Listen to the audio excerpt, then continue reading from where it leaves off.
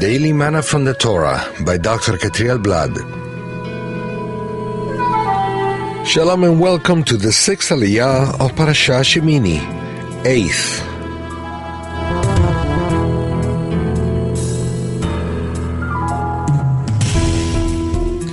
We find this Aliyah in Leviticus chapter 11 from verse 1 to verse 32. Today's study takes place on verse 7, and it reads as follows. And the pig, though it has a split hoof completely divided, does not chew the cud. It is unclean for you. Can Noah's descendants eat of everything? The world is divided into two groups of people, the sons of Israel and the rest of the sons of Noah, called the Gentiles. For the sons of Israel, there is a more strict diet than for the sons of Noah. Even though Noah knew well which animals were clean and unclean for the Eternal, Genesis 7, verses 2 and 8, in the law that he and his sons received, there is no difference between allowed and forbidden animals, Genesis 9, verse 3.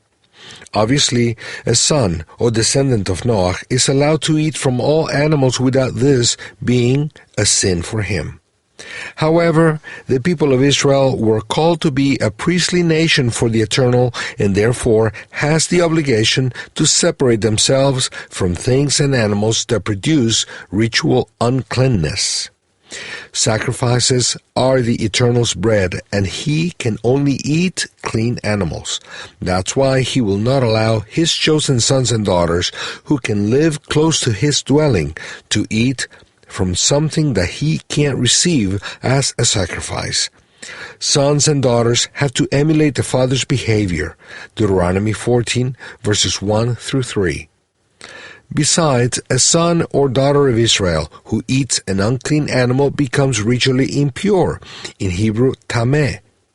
And if he or she eats abominable animals, then they become abominable for the Eternal, as it's written in Leviticus 11, verses 43 and 44. Ye shall not make yourselves abominable with any creeping thing that creepeth, neither shall ye make yourselves unclean with them, that ye should be defiled thereby. The Eternal's presence among the sons and daughters of Israel demands a more strict diet, so the tabernacle is not defiled by them when entering in it.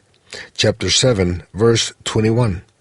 Noah's sons don't have the same degree of closeness to the Eternal if they don't choose to convert and enter in the covenant of the circumcision. The sons of Israel are near, and the sons of Noah are far. Ephesians 2, verse 17. Then, can Noah's sons eat unclean animals? According to my understandings of the Scriptures, the answer has to be yes, they can. The rules of this chapter are only for the sons of Israel, as it is written, for you. Now, since the first coming of the Messiah, there is a group from among the sons of Noah that has come close to the Eternal without entering in the covenant of the circumcision in the flesh. When experiencing the regeneration of the Spirit and the Messiah's life of resurrection, these sons and daughters of Noah who were far off have been made near by the blood of the Messiah, as it is written in Ephesians 2, verse 13. But now in Messiah Yeshua, you who once were far away have been brought near through the blood of Messiah. This means that the sons and daughters of God, who are not of the circumcision, have a closeness to the Eternal that the rest of the descendants of Noah can't have. They can enter the heavenly tabernacle in their spirit. However, they can't be considered as physical sons of Israel because they are not in the covenant of physical circumcision. In the spirit, they have the same status as born-again Jews, but not in their physical purpose. As long as they don't convert to be Jews and circumcised, they are not commanded to keep all the 613 commandments. See Galatians 5, verse 3. They don't have the same obligations as the sons of the circumcision, but because they are closer than the other sons of Noah, they have more obligations regarding the Torah. The sons of Noah have the obligation to keep 7 general commandments with all its ramifications, and the sons of the circumcisions have the obligation to keep 613 specific commandments.